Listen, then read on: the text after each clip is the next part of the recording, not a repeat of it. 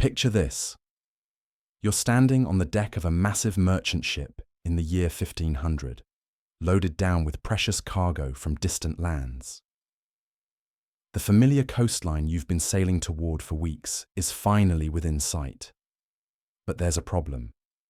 Between you and that safe harbour lies a maze of hidden sandbanks, treacherous currents, and rocky shoals that could turn your profitable voyage into a complete disaster in minutes.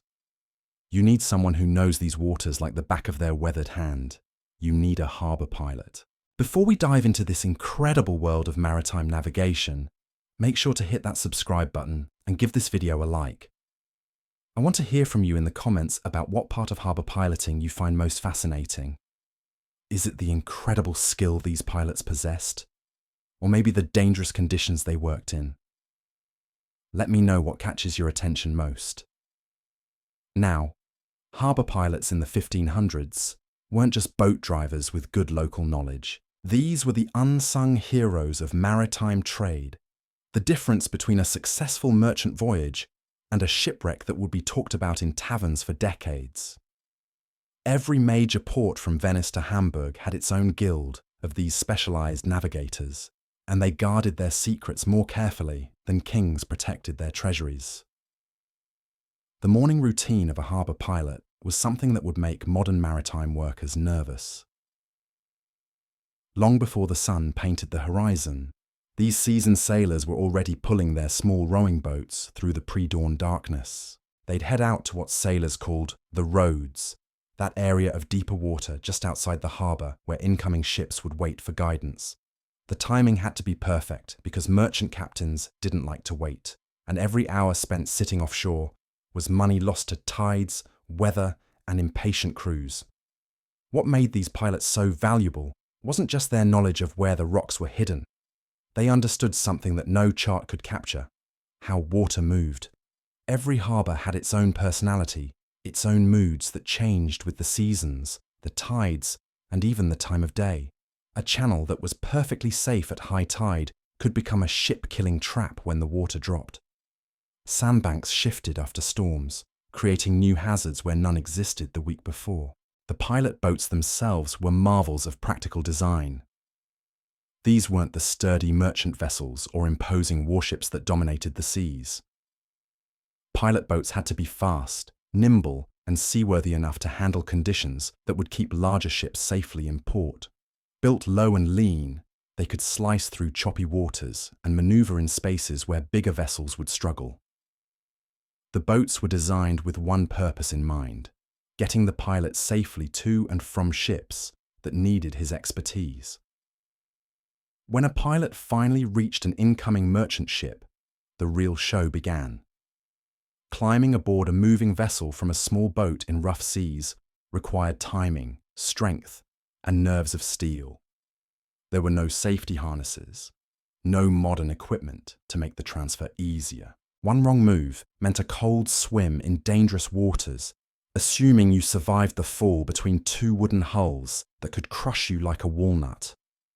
Once aboard, the pilot became the most important person on that ship. The merchant captain, who might have been sailing for months and commanded dozens of crew members, would step aside and let this local expert take control.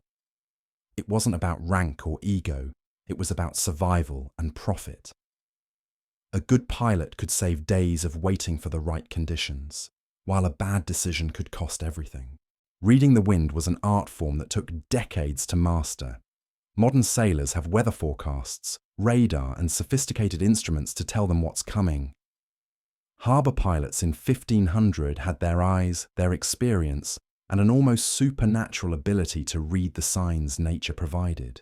The colour of the water, the behaviour of seabirds, the smell of the air, the feel of the wind on their skin. All of these told a story about what the weather would do in the next few hours. The approach to any harbour was like solving a three-dimensional puzzle where all the pieces kept moving. Tides rose and fell, changing the depth of channels and the height of obstacles. Wind direction affected not just how fast you could sail, but which approaches were even possible. A pilot had to calculate all these variables in his head. while standing on a deck that pitched and rolled with every wave. Channel markers in the 1500s weren't the sophisticated buoys and lights we see today. Instead, pilots relied on leading marks, carefully chosen landmarks on shore that lined up to show safe passage through dangerous waters. A church steeple lined up with a distinctive tree might mark the entrance to a channel. Two rocks on different hills might show the safe path between underwater hazards. These weren't random choices. Pilots spent years learning which combinations of landmarks would keep ships in deep water. The most skilled pilots could guide ships through channels so narrow and twisting that modern sailors would refuse to attempt the passage. They knew exactly where to turn, how much sail to carry, and when to slow down or speed up. Every harbour had its own collection of these secret routes, passed down from master to apprentice like family recipes. Weather added another layer of complexity to an already challenging job. Sudden squalls could appear without warning, turning a routine harbour entry into a life-or-death struggle. When storm clouds gathered on the horizon, pilots had to make quick decisions about whether to continue the approach or find shelter. The wrong choice could mean watching helplessly as wind and waves drove a valuable ship onto the rocks. The tools of the trade were surprisingly simple, but incredibly effective. The lead line, a weighted rope marked at specific intervals, was the pilot's most trusted instrument. By dropping this into the water and feeling how much line played out before hitting bottom, a skilled pilot could determine not just the depth, but often the type of bottom. Sand felt different from rock, mud different from shells. Experienced pilots could navigate in fog or darkness, using nothing but soundings and their knowledge of how the bottom changed along familiar routes. Communication between pilot and crew required its own special language. Orders had to be clear, immediate, and understood by sailors who might speak different languages. A good pilot learned to use gestures, tone, and simple commands that transcended language barriers. When you're threading a ship through a narrow channel with rocks on both sides, there's no time for translation or confusion.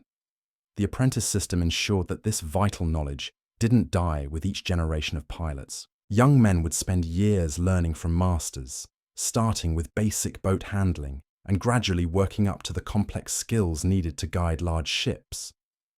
They'd learn to read weather signs, memorize the hundreds of leading marks around their home port, and develop the judgment that separated competent pilots from truly great ones. Harbour fees and the pilot's payment were serious business. These weren't casual arrangements. They were carefully negotiated contracts that reflected the value of the service provided. A pilot who could safely deliver a ship loaded with expensive cargo earned substantial fees, while those who made mistakes found their reputation and income disappearing faster than morning mist. The harbour office served as the nerve centre for all pilot operations, where schedules were coordinated, fees collected, and the constant stream of information about weather, tides, and shipping was processed and shared among the pilot community. The social hierarchy within pilot guilds was more rigid than a ship's mast in calm weather. Master pilots sat at the top, enjoying the best assignments and highest fees, while apprentices spent years scraping barnacles and coiling rope before they even touched a tiller. But here's what made this system fascinating. Unlike most medieval trades where your father's profession determined your future, piloting was one of the few careers where skill could overcome birthright.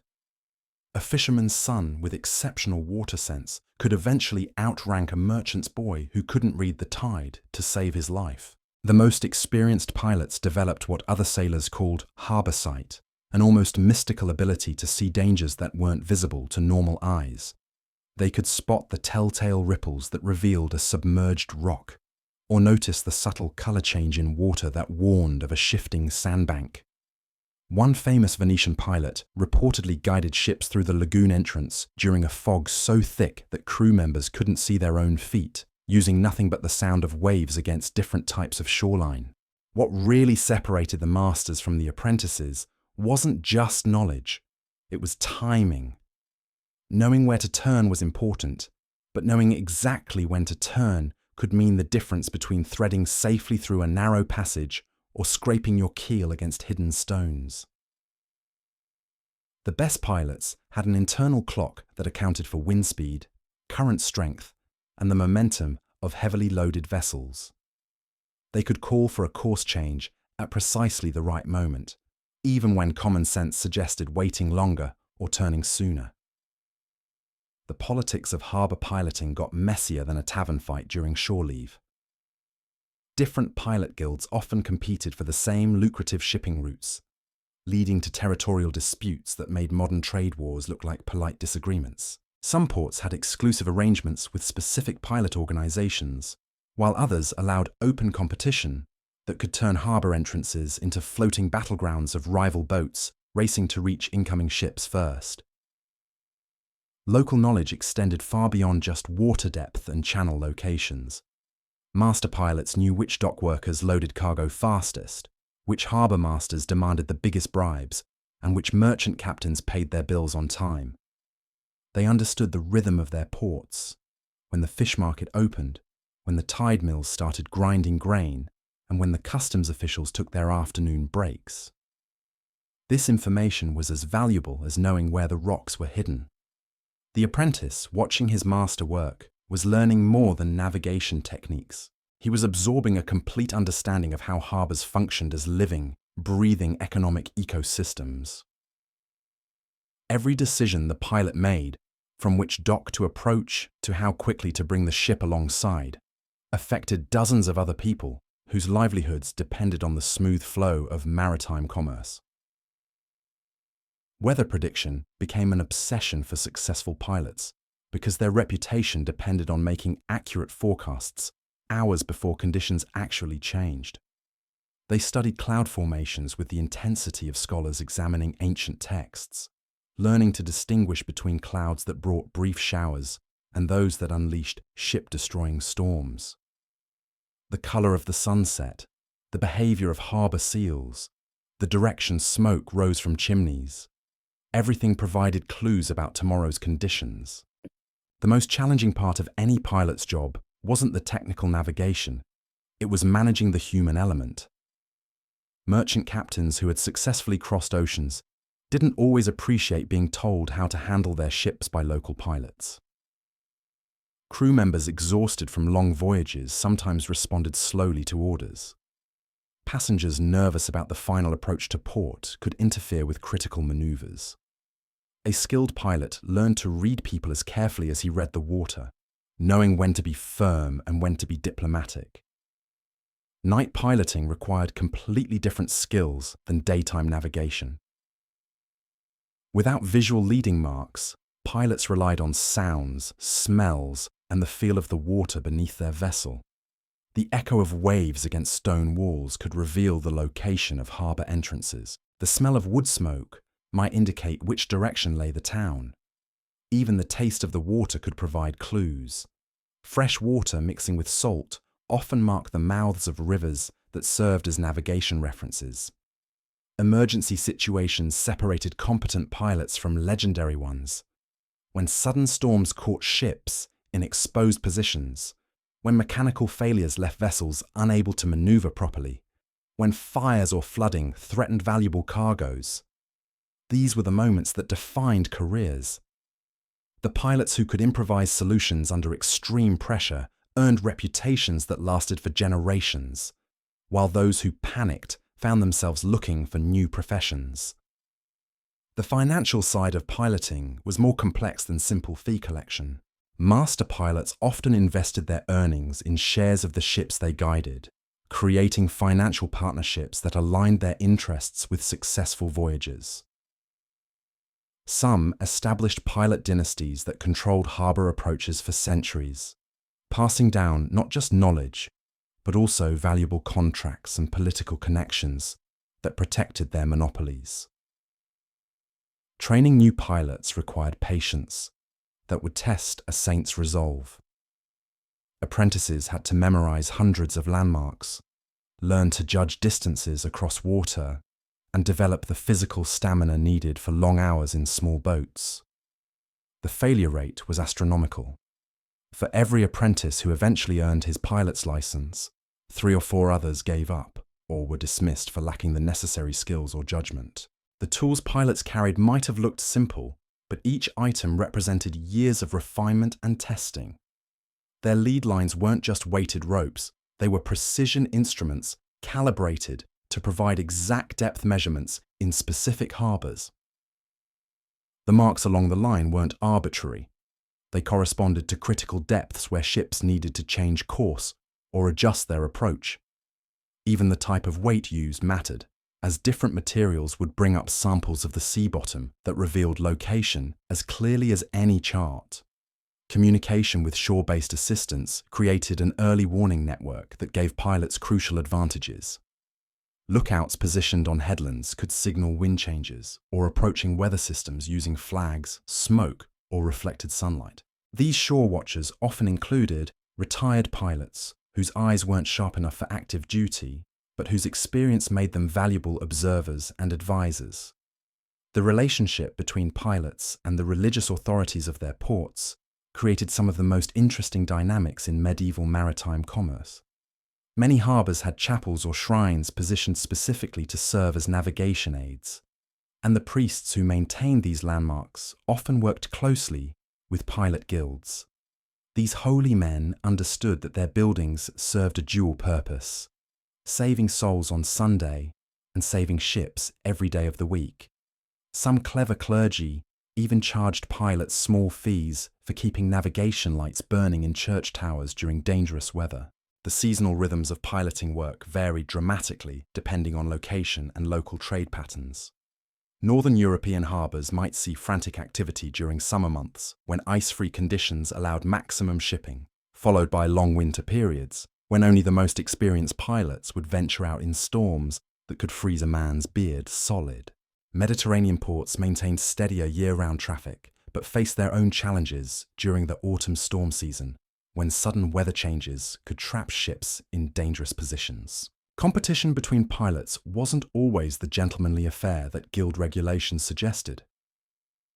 Stories spread through waterfront taverns about pilots who would deliberately mislead rivals about tide times or channel conditions to secure the most profitable assignments.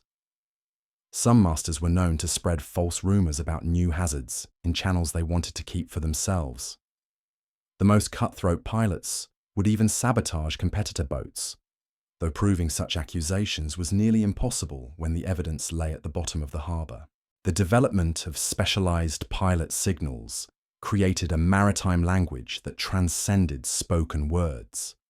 Different coloured flags, specific sail configurations, and even the way pilot boats approached merchant vessels all carried meaning that experienced captains could read from miles away. A pilot boat flying certain pennants might indicate that the harbour was closed due to military activity. A particular rowing pattern could warn that plague had broken out in port and ships should seek alternative destinations. Physical demands of the profession took their toll on even the strongest men. Pilots spent countless hours in cramped boats, pulling heavy oars against wind and current. Their hands became permanently gnarled from rope work. Their backs ached from years of climbing ship sides in rough weather, and their eyes strained from constantly scanning water for signs of danger. Many successful pilots retired early, not because they lost their skills, but because their bodies simply couldn't handle the punishment anymore. The pilot's wife played a crucial but often overlooked role in harbour operations. While her husband was out guiding ships, she might be managing the family's financial interests, negotiating with merchants who needed piloting services, or maintaining the pilot boat and equipment. Some pilot families operated as complete maritime service businesses, offering not just navigation, but also ship provisioning, crew recruitment, and cargo handling services. Record keeping became essential as harbour traffic increased and disputes over fees became more common. Pilots maintained detailed logs noting weather conditions, tide times, ships guided, and payments received. These records weren't just for business purposes. They created historical documents that helped future generations understand how harbours changed over time. Modern archaeologists studying medieval ports often rely on these pilot logs to understand ancient waterway configurations. The most successful pilots developed network relationships that extended far beyond their home ports. They maintained correspondence with pilots in other harbours, sharing information about shipping movements, weather patterns, and changes in channel conditions. This intelligence network helped pilots anticipate which ships might be heading their direction and prepare for busy periods when multiple vessels might arrive simultaneously. Training in emergency response separated the truly professional pilots from those who simply knew local waters. Master pilots taught apprentices how to organize rescue operations when ships ran aground, how to coordinate with harbor authorities during fires or flooding, and how to evacuate valuable cargo when vessels couldn't be saved. These emergency skills were used more often than anyone liked to admit, as medieval shipping was considerably more dangerous than modern maritime operations. The economics of pilot boat maintenance required careful calculation and planning. These specialized vessels needed frequent repairs due to the harsh conditions they operated in, but pilots couldn't afford extended downtime that would cost them lucrative assignments. Many pilot families owned multiple boats, keeping backup vessels ready while their primary boat underwent maintenance. The most prosperous pilots invested in boat-building facilities, creating vertically integrated businesses that controlled every aspect of their operations. Harbour infrastructure development often involved significant input from experienced pilots who understood how proposed changes might affect navigation. When port authorities wanted to build new docks, deepen channels, or construct breakwaters, they consulted with pilot guilds whose members had intimate knowledge of water flow patterns and potential problems. Some pilots became wealthy not just from guiding ships, but from consulting on major harbour improvement projects.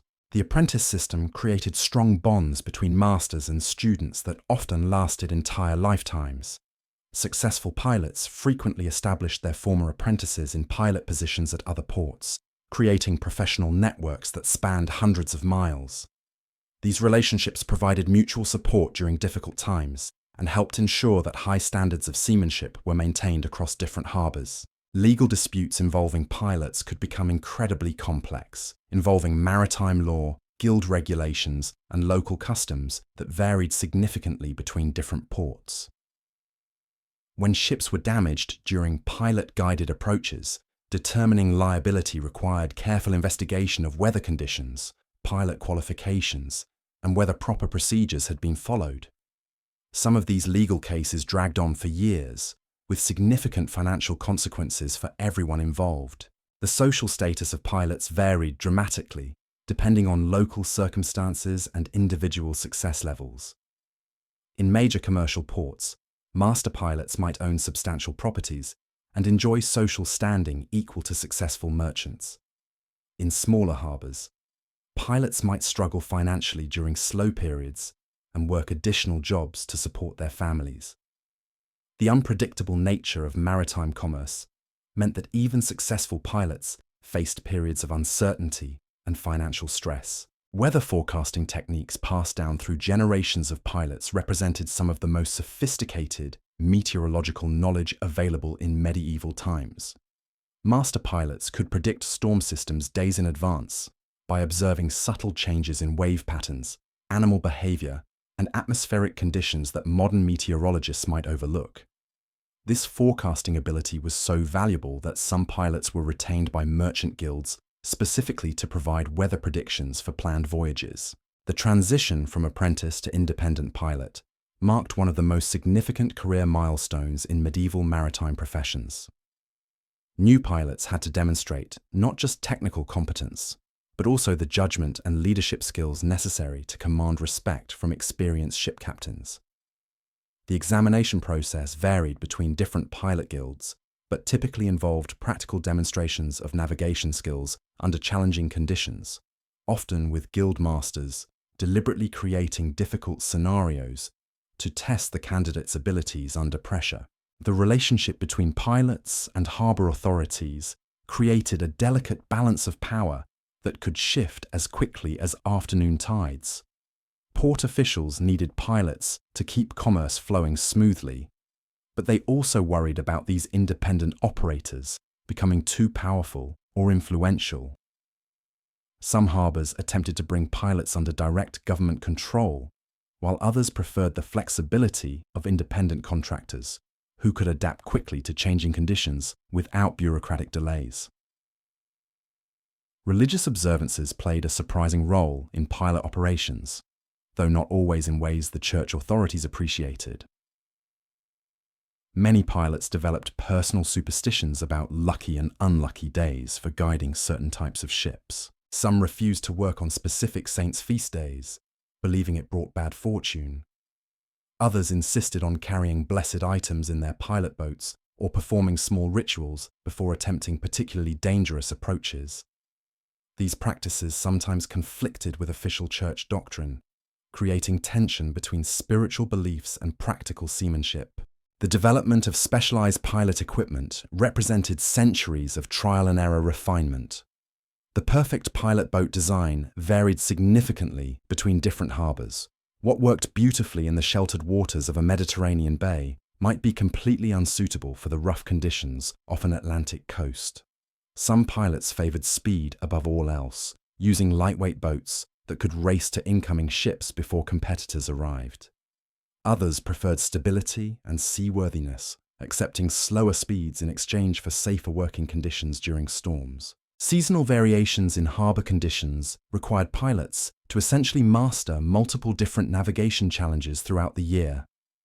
Spring tides and snowmelt could dramatically alter channel depths and current patterns. Summer brought increased shipping traffic, but also the risk of sudden thunderstorms that could turn routine approaches into dangerous emergencies. Autumn storms were legendary for their unpredictability, while winter ice could close some harbours completely or create entirely new hazards that persisted for months. The guild system that governed most pilot operations created both opportunities and constraints that shaped entire careers.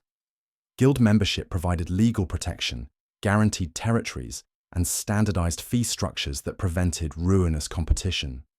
However, these same guilds could become hidebound and resistant to innovation, sometimes preventing talented individuals from advancing based on politics rather than ability. The most successful pilots learned to work within guild constraints while finding creative ways to distinguish themselves from their competitors. International trade relationships added another layer of complexity to pilot operations, as political tensions between nations could dramatically affect harbour access and pilot responsibilities. During wartime, pilots might find themselves guiding both friendly merchant vessels and potentially hostile ships flying neutral flags. The ability to remain diplomatically neutral while maintaining professional standards required skills that extended far beyond maritime navigation. Training in crisis management became increasingly important as ship sizes grew and cargo values increased throughout the medieval period. A single mistake during a difficult approach could destroy cargo worth more than most people earned in their entire lifetimes. Pilots developed systematic approaches to emergency decision-making, learning to quickly assess multiple options and choose the least dangerous course of action when all alternatives carried significant risks. The physical geography of different harbours created unique challenges that required specialized knowledge and techniques. Rocky coastlines demanded different approaches than sandy shores. Rivers with strong currents presented navigation problems completely different from those found in protected bays. Tidal ranges that varied by 30 feet or more meant that the same harbour approach could be completely different depending on the time of day. Communication between ships and shore evolved sophisticated signal systems that allowed pilots to coordinate complex maneuvers involving multiple vessels. Flag combinations could indicate everything from tide conditions to the availability of specific dock spaces. Some harbours developed unique whistle codes that carried across water more effectively than shouted commands. The most advanced ports even used reflected sunlight to send messages over considerable distances during clear weather. The economics of pilot services created interesting market dynamics that influenced everything from ship scheduling to cargo loading practices. Peak demand periods could drive pilot fees to extraordinary levels, while slow seasons might force pilots to accept minimal payments just to cover their operating expenses. Smart merchants learned to time their arrivals to avoid the highest fee periods, while pilots developed strategies to smooth out their income fluctuations throughout the year. Professional rivalries between different pilot families could span generations, creating complex webs of competition, cooperation, and occasional conflict that affected entire harbour communities. Some feuds originated from disputed territory boundaries or accusations of unfair practices. Others stemmed from personal conflicts that escalated into professional warfare. These rivalries sometimes benefited merchants who could play competing pilots against each other to negotiate better rates, though they could also create dangerous situations when pilots were more focused on outdoing rivals than ensuring safe navigation.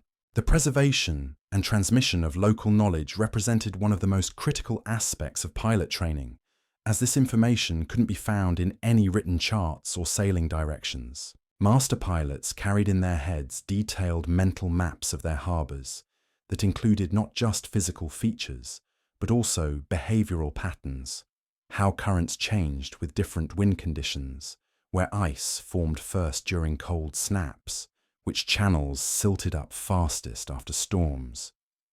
This knowledge was literally irreplaceable, making the death of an experienced pilot a genuine loss to the entire maritime community.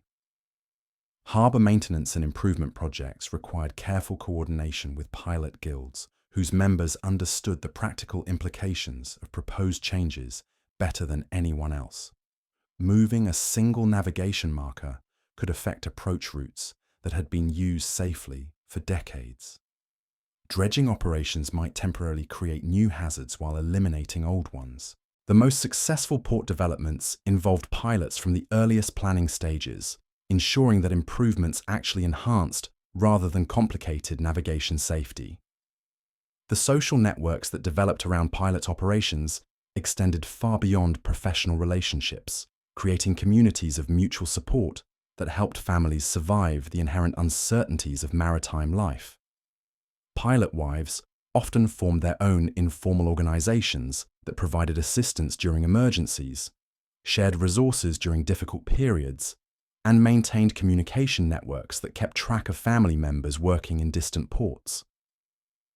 These support systems were essential for maintaining the stability needed for long-term professional success. Advanced weather reading techniques developed by master pilots represented some of the most sophisticated atmospheric observation skills available in the medieval world.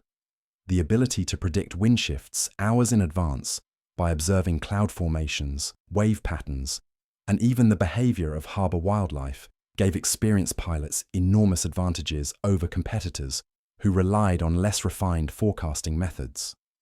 Some pilots became so skilled at weather prediction that merchants would delay or advance sailing schedules based entirely on their advice. The transition from traditional rowing boats to early sailing pilot vessels marked a significant technological advancement that increased both the range and speed of pilot operations. However, this change also required pilots to master new skills and invest in more expensive equipment. The most successful pilots adapted quickly to these innovations, while others found themselves gradually displaced by competitors who embraced new technologies more effectively. The next time you see a massive container ship gliding smoothly into a modern port, remember that the same fundamental challenges those medieval pilots faced are still being solved today. The technology has changed dramatically, but the need for local expertise, weather wisdom, and split-second decision-making remains exactly the same. Those harbour pilots from 1500 weren't just guiding ships, they were the guardians of global commerce, the unsung heroes who made international trade possible. Their legacy lives on in every safe harbour arrival, every successful docking, and every cargo load that reaches its destination intact. The moving puzzle of water, sky, and wood that they mastered with nothing but experience and courage continues to challenge mariners today, proving that some skills are truly timeless.